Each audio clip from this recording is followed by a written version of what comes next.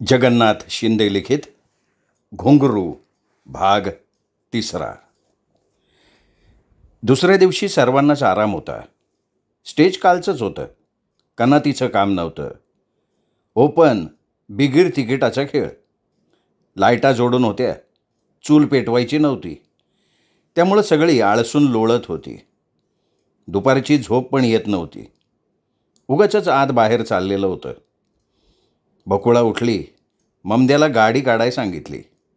गणपतरावला बरोबर घेतला आणि शेवंताला तंबूच्या बाहेरून म्हणाली, "आये, मी येते ग." "कुठं निघालीस? कशाला जातीस? बरोबर कोण आहे? कधी येणार आहे?" हे विचारेपर्यंत जीप नजर आड झाली. "कुठं घेऊ बकुळाताय?" ममद्यानं विचारलं. "गावाबाहेर कुठं बी घे." नगर शहर सोडून एका आडवाटेनं गाडी निघाली. रस्ता खडबडीत. ट्रॅक्टर बैलगाडीचा. ममद्या सफाईनं गाडी चालवत होता. दोन्ही बाजूनं परोस उंचीचा ऊस, त्यामुळं गाडी कुठं चालली आहे तेही कळत नव्हतं.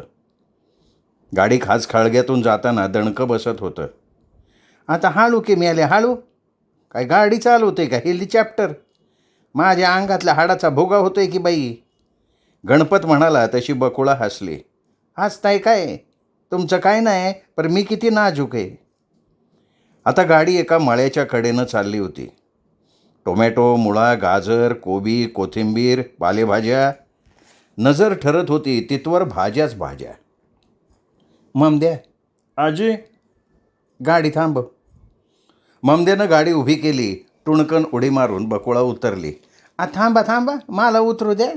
गणपत म्हणाला तशी बकुळा म्हणाली, "तुम्ही बसा गाडीत, मी मळ्यातनं चक्कर मारून येते." "मी येतो नव." "कशाला?" "मग इथं बसून काय करू?" "बस की येड्या फोकत." बकुळा तरा मळ्यात शिरली. तिने पायात मुद्दाम चप्पल घातली नव्हती. मातीचा स्पर्श पायाला होताच तिला गुदगुल्या झाल्या. नुकतंच पाणी पिऊन तृप्त झालेली माती रेशमासारखी मऊ होती. धरणी मातेचं कौतुक बघून तिच्या डोळ्याचं पारणं फिटत होतं. ओंजळीनं पेरलं तर पोत्यानं देणारी काळी आई आपल्या अंगाखांद्यावर हिरवं लेणं लिहून मिरवत होती. वाऱ्यासंग डुलत होती, झोकं घेत होती, गुणगुणत होती, तृप्तीची ढेकरं देत होती. बकुळाला काय झालं होतं ते समजत नव्हतं. ती वारा पिल्या वासरासारखी दौडत होती. मध्येच थांबून दाही दिशांचं कौतिक काळजात साठवत होती. आणि हे सारं चालू असताना मनात येऊन गेलं, आपला बी असा मळा असता तर. ती तिथंच बांधावर विसावली, बसली, विचारमग्न झाली. दगीन करावं, संसार थाटावा, मळा पिकवावा, मळ्यात झाडापिकांच्या संगतीनं जगावं, राबावं, घाम गाळावा, घामाचं खावं. कसला विचार करताय? बकुळा भानावर आली. समोर पंढरीनाथ होता. तुम्ही?" बकुळा बावरली. ढळला पदर नीट सावरला. "आमचाच मळा आहे." "खरं? अहो, किती प्रकारच्या भाज्या आहेत?" बकुळा कौतुकानं म्हणाली. "नुसत्या भाज्याचं काय घेऊन बसलाय? पल्ल्याड 10 एकरात फळबाग केली. आंबा, चिकू, पेरू, केळं, नारळ, समधी झाडं लावलेत." "काय म्हणताय?" "बघायचंय? चला." होकार न ऐकता पंढरीनाथ बांधानं चालायला लागला. त्याच्या मागं मुरळीसारखी बकुळा चालायला लागली. पंढरीनाथाची बडबड चालू होती. "ही कोबी कॅलिफॉर्नियातनं बिया आणलंय. कांदा बघितला का? 5-5 किलोचं आहे. ती पल्ल्याड हळद ऊसासारखी जोमानं वर आली बघा. एकराला 2 लाखाचं उत्पन्न कुठं गेलं नाही. ते तिकडं हिरवगार दिसतंय ना, ती गाजरं, महाबळेश्वरी गाजरं. फॅक्टरीत माल जातोय. भाव कमी जास्त झाला तरी एकरी 1.5 लाखाला मरण नाही. गेल्या सालापासून स्ट्रॉबेरी करतोय. औंदा 2 एकराला केली. फॉरिनला जातोय माल. ऊसाच्या वर पायका." पंढरीनाथ सांगत होता. बकुळा कौतुकानं ऐकत होती. दोघं ओढा ओलांडून फळाच्या बागेत आली. पंढरीनाथाची टकळी चालू होती. लिंबू ओळखा बरं कशाचं आहे." पंढरीनाथानं बकुळापुढं जणू कोडच टाकलं. बकुळा खळखळून हसली आणि म्हणाली, एवढी मला भोळी समजला काय?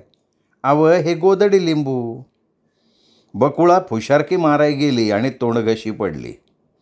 तुम्ही भोळ्या नाही तर अगदी खोळ्या आहे खोळ्या. का बरं? अव ते देवलिंबू आहे. काय म्हणताय? संकरित देवलिंबू, जात नंबर 805. आपण किती व मोठं. पेरू, आंबा, चिक्कू, नारळ सारी बाग बघून झाली. बकुळा आता थकली होती, भूक पण लागली होती. बसा, पायाचं तुकडं पडायची वेळ आली आता. ती आंब्याच्या झाडाखाली बसली, तो उभा. काय खाणार? तिलाही भूक लागलीच होती. ती काही बोलायच्या आत पंढरीनाथ तीरासारखा सुटला. 5-25 चिक्कू, 7-8 पेरू, 2 ओलं नारळ, स्ट्रॉबेरी घेऊन आला. अहो एवढं कशाला? अख्ख्या फडकऱ्यांना संध्याकाळचं फळाचं जेवण द्यायचं ठरलं काय? सांच्याला अख्खं बकरं आहे बकुळाबाई. अख्खं बकरं? बकुळा चाट पडली. त्यात काय? आवडती माणसं म्हणली की हात ढिला व्हायचाच ना. आवडती माणसं या शब्दावर पंढरीनाथानं जोर दिल्याचं पाहून बकुळा सावध झाली. तिच्या डोळ्यांसमोर जयसिंगराव उभा राहिला. आईची चित्तरकथा आठवली आणि तिचं अंग शहारलं. ती उठत म्हणाली, चला हो, सूर्य डोक्यावाला, आई वाट बघत असन. अहो पर ही फळं खाऊ की गाडीत, ममद्या आहे, गणपतराव आहेत. बकुळानं पाय उचलला. तिच्या मागं फळाची करंडी घेऊन पंढरीनाथ धावायला लागला. एक विचारू का बकुळाबाई? हा, आमच्यावरला राग गेला नवं. बकुळा सावध होती. ती बोलली नाही. नाही, आमचं त्या दिवशी चुकलंच. रस्त्यात गाडी उभी करायला न गवती. चूक कळली आम्हाला. मन मागं सारडाच्या दुकानी आलो. चुकीची सजा मन शादूचं बिल द्यायला गेलो तर तुम्ही माझीच आबरू काढली. पंढरीनाथ बोलत होता. बकुळा गुमान चालली होती. आता ती रस्त्यावर आली. बकुळा, अजून बी राग हाय गेला तुमचा. ती काहीच बोलली नाही. पटकन गाडीत बसली. तसा पंढरीनाथच म्हणाला, उद्या पुन्हा या, मी वाट बघेल. आला नाही तर तुमचा राग गेला नाही असं समजीन. मी शिक्षा करून घेईन स्वतःला, तेवढीच फेड. चले ममद्या, गाडी हाक, बकुळा म्हणाली. रात्रीचा खेळ हाऊसफुल, फुकटचा खेळ, त्यामुळे गाड्या भरून पब्लिक आलं. तालेवारांच्या मोटारीचा तांडा जमला. उभा माळ माणसांनी फुलला. किड्या मुंगीसारखं माणूस. शेवंतानं जन्मात कधी एवढं पब्लिक पाहिलं नव्हतं.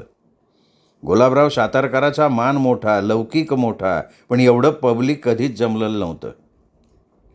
गण झाला, गवळण रंगली, बतावणींनी कहरच केला. संगीत बारीनं तर सगळं पब्लिकच गार झालं. वगाची पात्र रंगली होती. आज वग होता मीठ भाकरी. पण तेवढ्यात माईकवर मॅनेजर राजे आले आणि हात जोडून टोपी सरळ करत म्हणाले, राम राम मंडळी, तुम्ही आम्हाला उदार आश्रय दिला. कालच्या खेळानंतर आज आणि उद्याचा असे 2 खेळ नगराध्यक्षांनी फुकट लावलं. लय प्रेम दिलं बघा. वाघाचं काम 5 मिनिटात सुरू होईल. मी नगराध्यक्षांना विनंती करतो त्यांनी वर यावं, 2 शब्द बोलावं. नगराध्यक्ष स्टेजवर गेले. माईक हातात घेतला आणि बोलायला लागले. माझ्या बंधून भगिनींनो, मी काही लंबचवढं भाषण करणार नाही. निवडणूक डोळ्यापुढे आहे म्हणून मत बी मागणार नाही. माझं गेलं 20 वर्षातलं काम तुमच्या डोळ्यामोर आहे. त्यामुळे तुम्ही मला प्रचंड मताने विजयी करणार हे बी मला माहिती आहे. टाळ्यांचा प्रचंड कडकडाट झाला. पांडुरंग तीरमारे झिंदाबाद, पांडुरंग तीरमारे झिंदाबादच्या घोषणांनी 10 दिशा दणाणून गेल्या. त्यांना शांत करत नगराध्यक्ष पुढे बोलायला लागले. माझ्या पोरानं, पंढरीनाथानं आणि कार्यकर्त्यांनी शेवंताबाईंना सबूत दिला होता. तमाशात राजकारण नग. आम्ही तो शब्द पाळणार आहे. भाषण करणार नाही. पण उभ्या महाराष्ट्राची कला तमाशा, या कलेची सेवा करणाऱ्या शेवंताबाई आणि त्यांची पोरगी बकुळा यांना या नगरीच्या वतीनं मानाची साडी चोळी, शाल आणि मानपत्र देऊन आम्ही त्यांचा गौरव करतोय. शेवंताबाई, बकुळा दोघींचा सत्कार झाला. मानपत्र दिलं गेलं आणि नगराध्यक्ष स्टेजवरनं खाली उतरलं. शेवंताबाईच्या अंगावर मुठभर मांस चढलं. बकुळाला तर स्वर्ग हाताशी आल्यासारखं झालं. सारी कलावंत माणसं भारावून गेली होती. वगाचं काम चालू झालं. रोजच्यापेक्षा आजचा वग रंगला. खेळ संपला. पंक्ती उरकल्या. ज्यानं त्यानं आपापली पथारी घेतली. जागा मिळेल तिथं आडवा झाला. काही वेळातच घोरू लागला. बकुळाच्या डोळ्याला डोळा लागत नव्हता. डोळ्यांसमोर पंढरीनाथ उभा राहिला होता. बकुळा, अजून बी राग गेला नाही का तुमचा? बकुळा खुदकन हसली. कोण आलं होतं रागात? मी? नाही रे माझ्या राजा. अरे ही बकुळा तुम्हात कावा जीव गुंतून बसली. रात दिनच डोळ्यामोरं पंढरीनाथच दिसतोय. आता एकदा आईच्या कानावर घातलं का? आणि बकुळाच्या डोळ्यासमोर शेवंताबाई उभी राहिली. जयसिंगरावांच्या नादाने ती अशीच नादावली होती. होतं नव्हतं ते वैभव त्याच्या किरडीव घातलं. फसली. उभं आयुष्य करपून गेलं. कपाळी कुकवाचा आधार मिळाला नाही.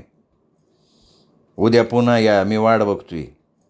बकुळाला पंढरीनाथाचे शब्द आठवले. येडं खुळं चांगलंच गुंतलंय.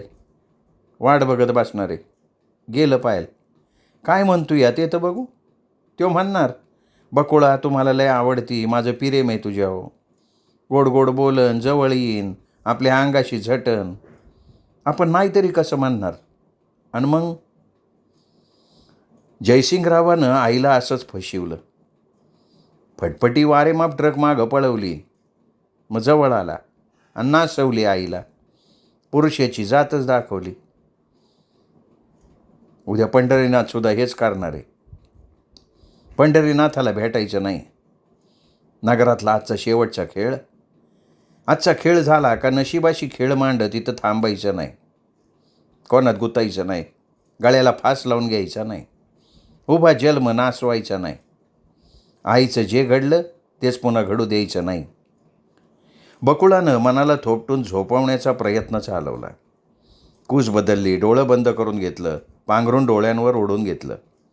पण झोप वैरीण झाली होती. कुशीत घेत नव्हती. डोळ्यांपुढं पंढरीनाथ उभा राहत होता. नाही आला तर मी शिक्षा करून घेईन. आता गबाया, या पंढरीनाथानं काही बरं वाईट केलं तर आपल्या पायी एकतर पोरगं हाकनाक जायचं. यो पिरमाचा रोग लय वाईट. माणसाला येडं खुळं करून टाकतो. बकुळानं ठरवलं आपण जायचं. लांबूनच बोलायचं. विस्तवात जवळ जायचं नाही. समजून सांगायचं, बाबा र तुझी वाट वेगळी, माझी वेगळी. माझं जीवन ट्रकाच्या टायरला बांधलंय. आज इथं उद्या तिथं. 12 गावचं पाणी माझ्या नशिबात. पण आपल्या बोलण्यानं तो समजुतीनं घेईल का? आपलं बोलणं त्याला पटन का? पटवून घेईन का त्यो? लाड बोलायला लागला. प्रेमाचा फास टाकला. पुरुषी जाळं टाकलं आणि आपण फसलो तर? त्यापेक्षा मळ्यात जायचंच नाही. ईशेची परीक्षा कशाला? आईचं झालं ते थोडं झालंय का? आपल्या अंगी कला असली, रूप असलं, तरुणपण असलं तरी आपल्या पायात घुंगरू. आई तमासगिरीन, बापाचा पत्त्या नाही. आपण अध्यक्षाच्या पोराच्या बरोबरचं नाही. त्यो कुठं, आपण कुठं? जायचं नाही म्हणजे नाही. बकुळानं निर्णय घेतला आणि झोपेची वाट बघत राहिली. पण झोप येत नव्हती. बकुळाताई, ओ बकुळाताई. बकुळानं डोळं उघडलं. अहो हे काय झोप नाही काय? ऊन हे बघा डोसक्यावाली. सख्यानं हाळी दिली. उठा, चूळ भरून घ्या, चहा पिऊन घ्या, गार होईन त्यो. बकुळानं फक्त कूस बदलली. पहाटे उशिरा तिचा डोळा लागला होता. अहो उठा, आटपा बिगी बिगी. चहा गार झाला ना तर परत भेटायचं नाही. बकुळा उठली. आटोपलं. डोक्यात पंढरीनाथ होताच. ती मनाशी ठाम निर्णय घेऊन नव्हती. मळ्यात जायचं नाही, भेटायचंही नाही. सारं आटोपून ती आईच्या तंबूत गेली तर तिथं हौसी रडत होती. काय ग हौशी? रडाय काय झालं बाई? हौसी बोलली नाही. उलट मोठ्यानं मुसमुसू लागली. आये, अगं काय झालं ग? बकुळानं आईला विचारलं तसा शेवंताचा आवाज वाढला. रांड्याचा दाना टाना टाना उडतोय. इश्काचा खेळ मांडला भावानीनं. रोज पहाट खेळ मोडला की तो ढोलकीवाला मारतोय ताव. अहो पण आमचं प्रेम आहे आईसाहेब.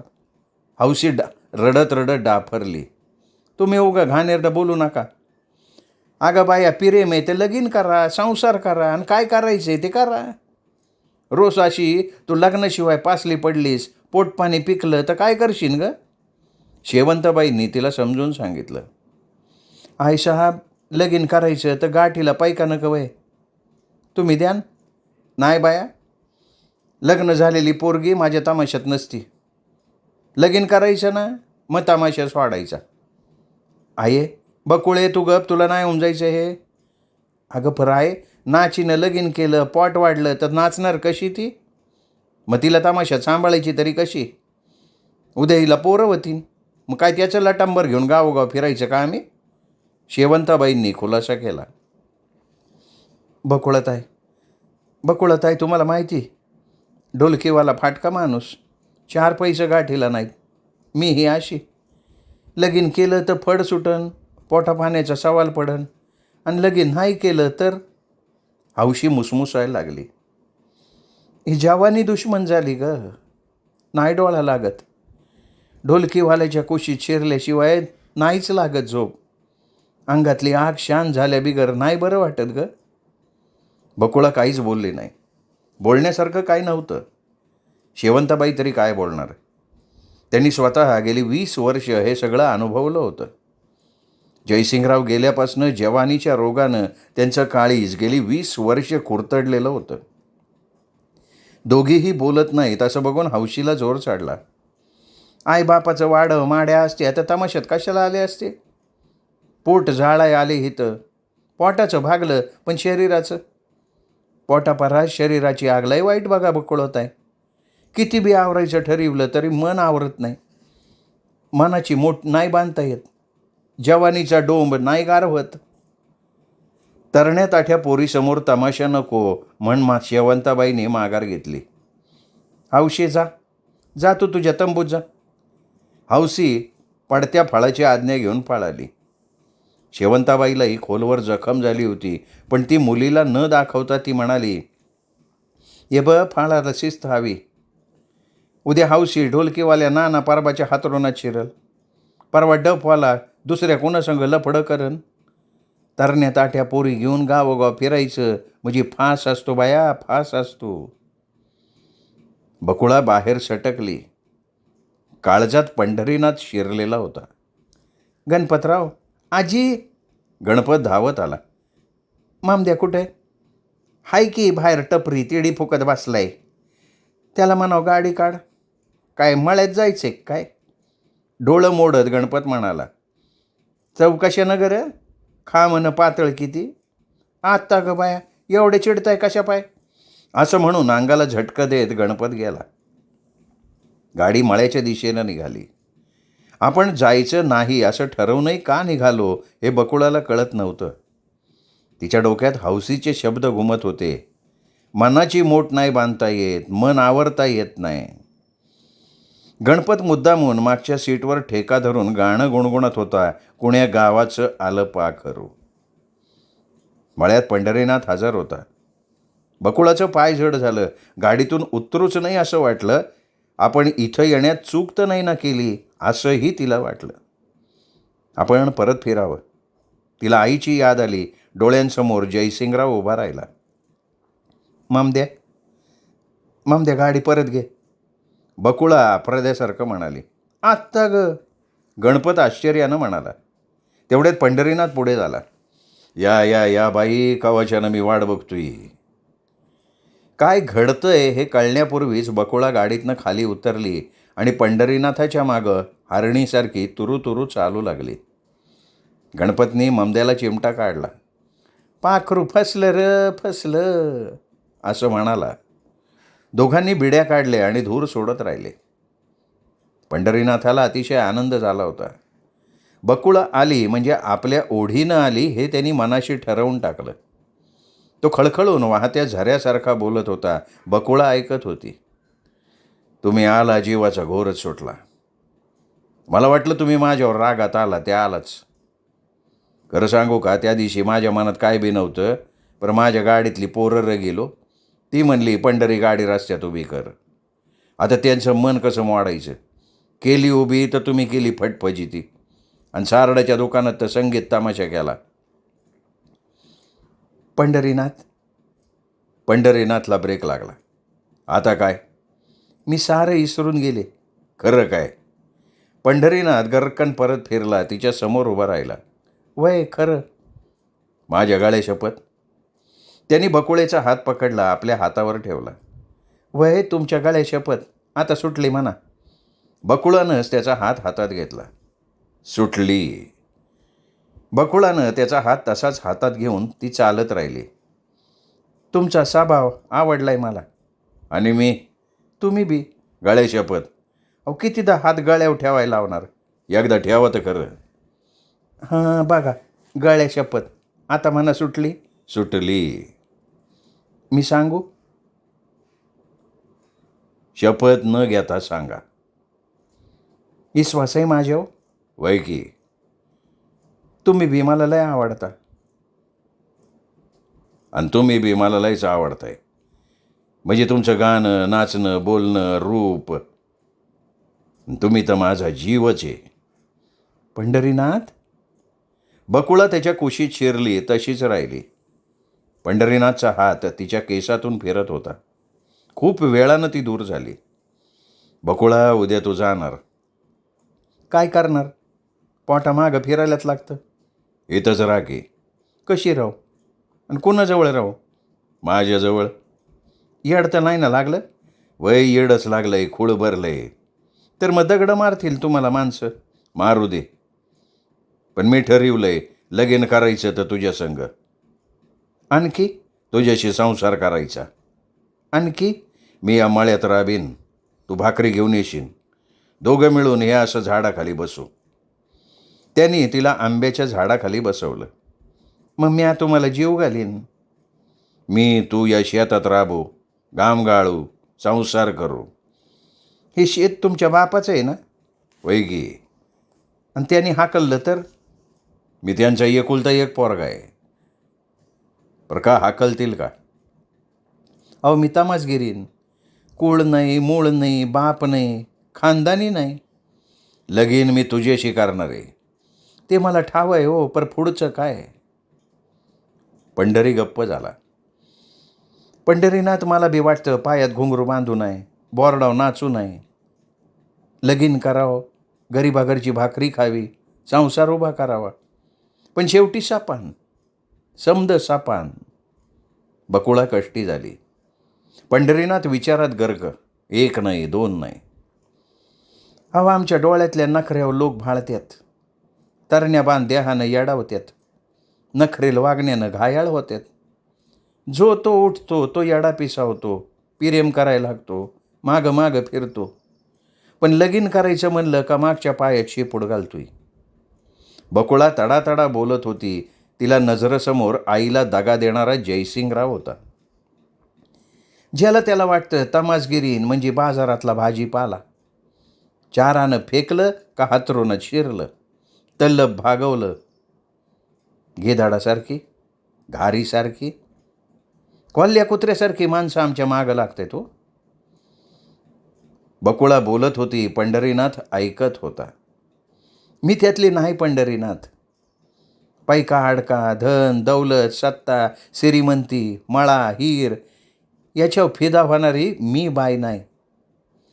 मला हक्काचं घर पाहिजे, हक्काचं कुक्कू पाहिजे. बकुळा उठली. जाते मी.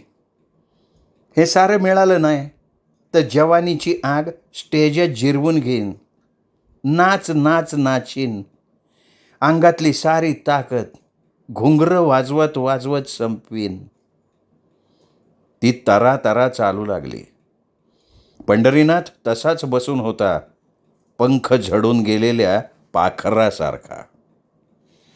श्रोते हो, तुम्ही ऐकत होतात तिसरा भाग जगन्नाथ शिंदे लिखित घुंगरू या कादंबरीचा. श्रोते हो, एक नम्र विनंती, उद्या चौथा भाग ऐकण्यापूर्वी तुम्ही जर आत्तापर्यंत चॅनल सबस्क्राईब केलेलं नसेल तर प्लीज चॅनल तेवढं सबस्क्राईब करा. भेटूयात उद्या चौथा भाग ऐकण्यासाठी. नमस्कार.